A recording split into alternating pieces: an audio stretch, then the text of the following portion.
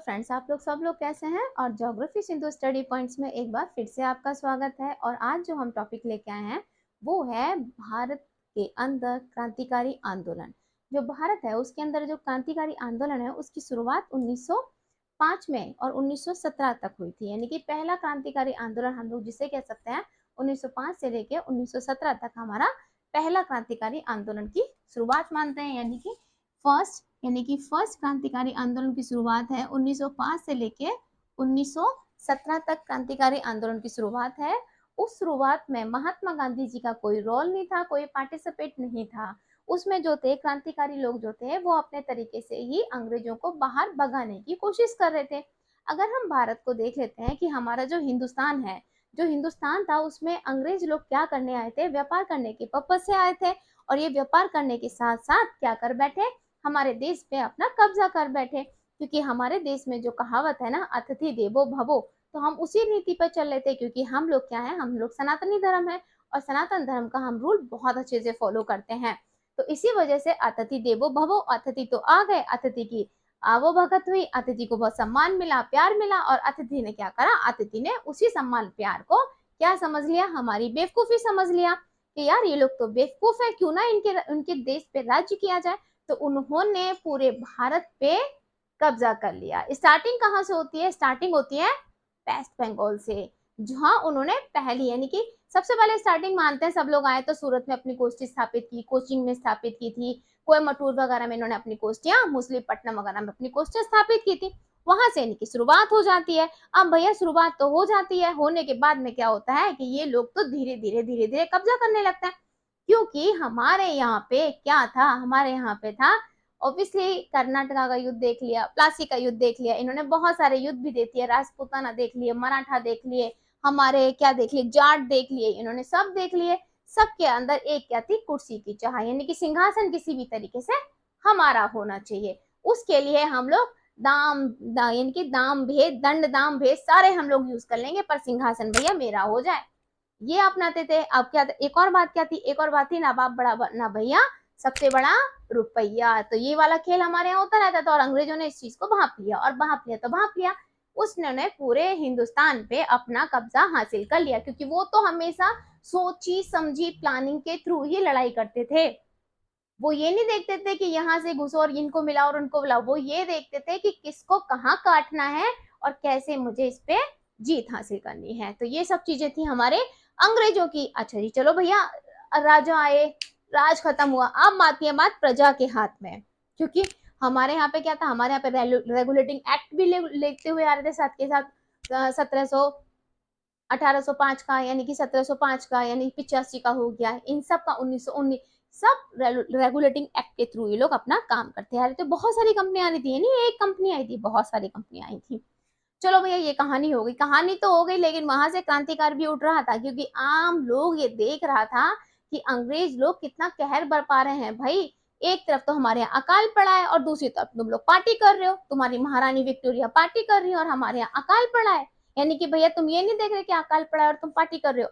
तो भैया लोगों में जागरूकता तो आ रही थी। इस जागरूकता का काम किया था किसने, डलहौजी के द्वारा स्टार्ट की गई बहुत सारी योजनाओं के थ्रू। रेल विकास हो गया, सड़क निर्माण हो गया, टेलीफोन दूरसंचार हो गया, पत्रों की व्यवस्था हो गई, पोस्ट ऑफिस वगैरह बन गए।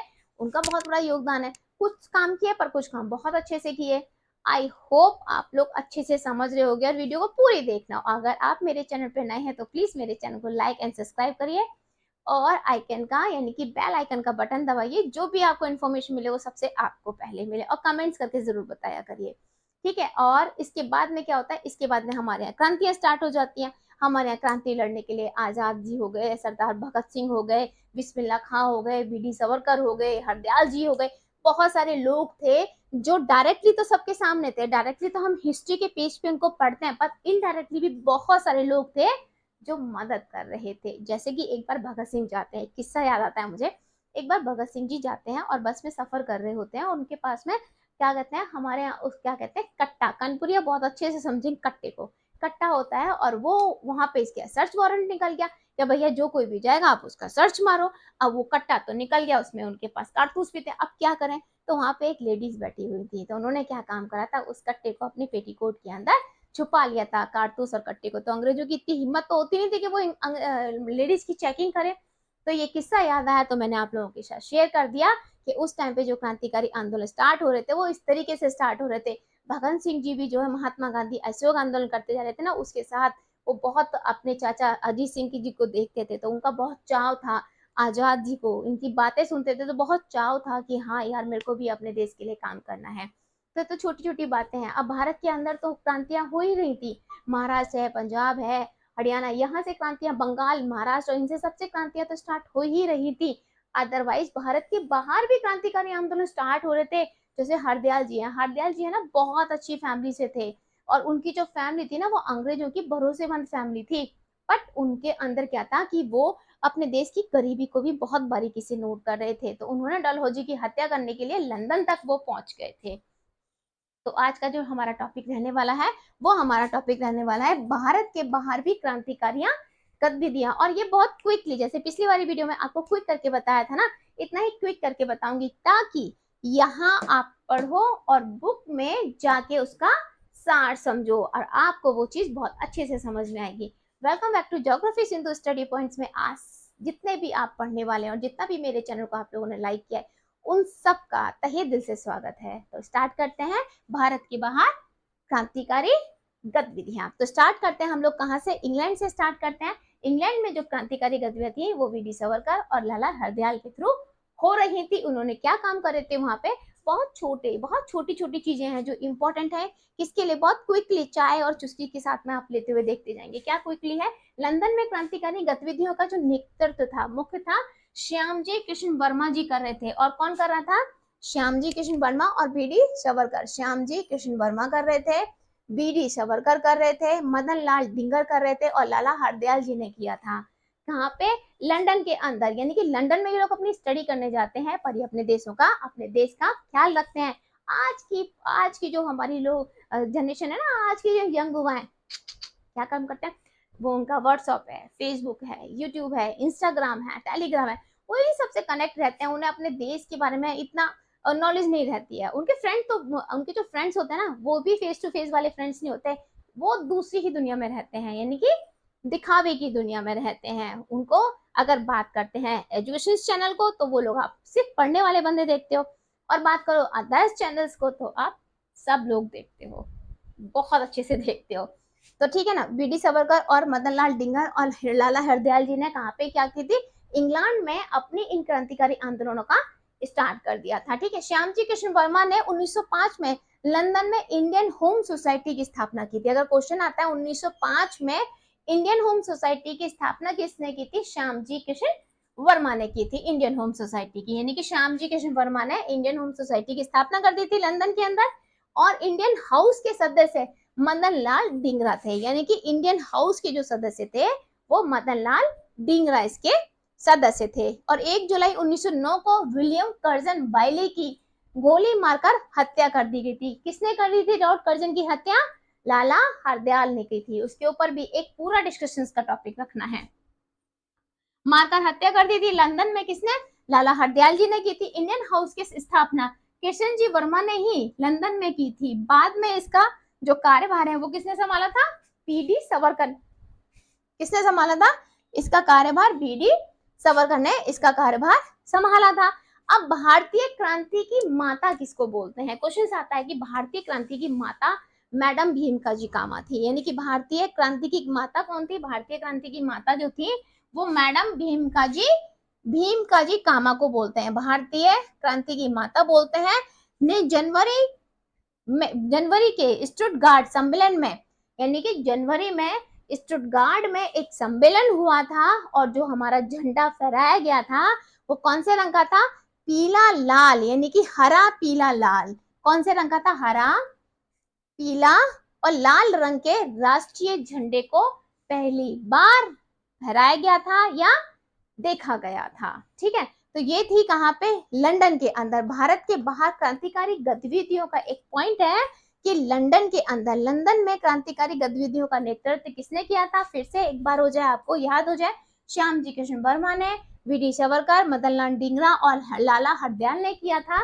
और बाद में इसका कार्यभार किसने संभाला था, बाद में इसका कार्यभार संभाला था बी डी समरकर जी ने संभाला था, ठीक है। और इसमें गार्ड सम्मेलन में पहली बार हरा, लाल और पीले रंग के राष्ट्रीय झंडे को लहराया गया था। तो ये हमारी भारत की क्रांतिकारी गतिविधियां कहाँ पे हो गई? भारत की क्रांतिकारी गतिविधियां हो गई भारत के बाहर। बात कर लेते हैं अमेरिका और कनाडा की, यानी कि भारत के बाहर क्रांतिकारी गतिविधियों के सीरीज में हम लोगों ने अभी तक पढ़ा था इंग्लैंड में, और अब हम लोग बात करते हैं अमेरिका और कनाडा में। यानी 1 नवंबर 1913 ईस्वी में सैन फ्रांसिस्को में लाला हरदयाल ने गदर पार्टी की स्थापना की थी। ये गदर पार्टी की जो स्थापना है उसे डिटेल के लिए एक अलग से आपके लिए एक लेक्चर रहेगा, जो इसमें पूरी डिटेल लाला हरदयाल के बारे में रहेगी, उनकी गदर पार्टी की स्थापना के बारे में रहेगी। और ये जो इस टाइम की जो सीरीज वीडियो की चल रही है वो ऐसा है कि आपको क्विकली पता पड़े कि लाला हरदयाल ने गदर पार्टी की स्थापना की थी, उसके बारे में डिटेल्स में एक हम लोग अलग से वीडियो बनाएंगे, ठीक है ना। तो लाला हरदयाल ने गदर पार्टी की स्थापना की थी और गदर नाम से एक पत्रिका का भी प्रकाशन किया गया था। अगर आप लोगों मेरी सीरीज यानी कि मेरी वीडियो या मेरे चैनल पे जाके वॉच करते हैं और आपको अच्छा लगता है तो आप लोग प्लीज मुझे कमेंट्स करके बताइएगा, ताकि मैं आपके कमेंट्स के थ्रू जो आप मेरे से टॉपिक मांगते हैं मैं उसे डिटेल में आपको पढ़ाऊं, ठीक है। तो स्थापना की थी गदर, और गदर नाम से एक प्रकाशन भी किया था। और ये जो प्रकाशन हो रहा था वो किस किस लैंग्वेज में हो रहा था? हिंदी लैंग्वेज में हो रहा था, अंग्रेजी में हो रहा था, पंजाबी में हो रहा था, मराठी में हो रहा था, उर्दू और गुरमुखी, उर्दू और गुरमुखी, इन सारी लैंग्वेजों में इस पत्रिका का प्रकाशन किया जाना था जो गदर नाम से था, ठीक है। अभी आपसे स्टार्टिंग करी थी जब वीडियो की तो बताया था कि जो पत्र पत्रिकाएं हैं उनके द्वारा भी हमें हमारे आंदोलनों को, हमारी क्रांतिकारी गतिविधियों को चलाने के लिए बहुत सारी फैसिलिटी अंग्रेजों ने हमें दे दी थी। वो लोग ये सोच रहे थे क्योंकि उच्च लोग वर्ग के जो लोग थे, यानी कि जो अच्छे खासे घर से ताल्लुक रखते थे, वो अच्छी खासी शिक्षा प्राप्त कर रहे थे, शिक्षा के क्षेत्र में ये लोग बहुत सारा काम कर रहे थे। इन्होंने मिशनरी जो थी, जो आज हमारे आईसीएसई बोर्ड है, उस टाइप की एजुकेशन पद्धति स्टार्ट कर दी थी, क्योंकि हमारे यहाँ पे पहले गुरुकुल पद्धति हुआ करती थी। गुरुकुल के हिसाब से हम लोग अपनी स्टडी, अपने वेदों का, अपने संस्कृत के, इन सब का पाठ करते थे। पर जैसे ही अंग्रेज आए तो उनकी शिक्षा पद्धति भी थोड़ी सी चेंज होती चलेगी। इन्होंने आईएएस का एग्जाम भी निकाला था, और आईएएस के एग्जाम को क्वालिफाइड करने के लिए उन्होंने जो लिमिट कर रखी थी वो भारत के अंदर भी थी।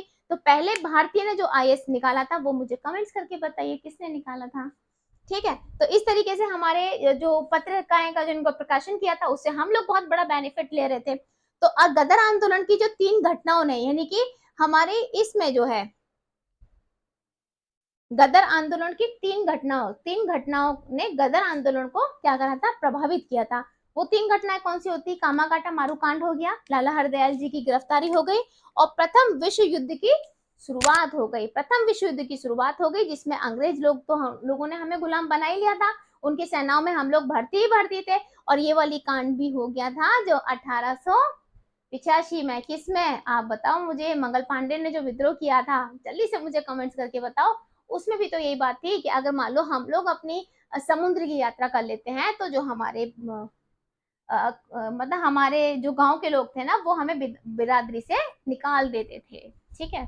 तो वो चीज भी, यानी कि प्रथम विश्व की शुरुआत भी हो गई थी। अब क्या था? जर्मन में वनिंद्रनाथ चट्टोपाध्याय ने तलवार नामक न्यूज़पेपर निकाला था। देखो न्यूज़पेपरों की कितनी बड़ी विशेषताएं चल रही हैं कि जर्मन में वरिंद्रनाथ चट्टोपाध्याय ने तलवार नामक न्यूज़पेपर निकाला था। ये क्वेश्चन आ जाता है कि तलवार नाम का न्यूज़पेपर, ऑप्शन आपको टिक करने के लिए आ जाएगा। तो किसने निकाला था? वरिंद्रनाथ चट्टोपाध्याय ने। किसमें निकाला था?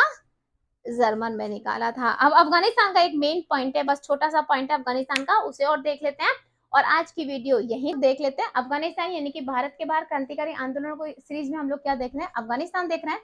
राजा महेंद्र प्रताप ने जर्मनी के सहयोग से, देखो ये अफगानिस्तान से ना आईएएस में कम से कम 2-3 बार क्वेश्चन पूछ लिया गया है पीटी में, और मेरे ख्याल तो अफगानिस्तान में राजा महेंद्र प्रताप ने जर्मनी के सहयोग से अफगानिस्तान के काबुल शहर में दिसंबर 1915 को अंतरिम भारत सरकार की स्थापना की थी। दिसंबर 1915 को किसने? राजा महेंद्र प्रताप ने जर्मनी के सहयोग से अफगानिस्तान के काबुल शहर में 1915 में अंतरिम भारत सरकार की स्थापना की थी, जिसके अध्यक्ष किसको चुना था? राजा राजेंद्र प्रताप, तथा प्रधानमंत्री कौन थे? बरकतुल्ला थे। अध्यक्ष थे राजा राजेंद्र प्रताप और प्रधानमंत्री बरकतुल्ला थे। तो ये थी बहुत थोड़ी सी इंफॉर्मेशन है जो भारत के बाहर क्रांतिकारी आंदोलन के बारे में आपको जानकारी दी। आई होप आपको ये वीडियो अच्छी लगी होगी। Thank you.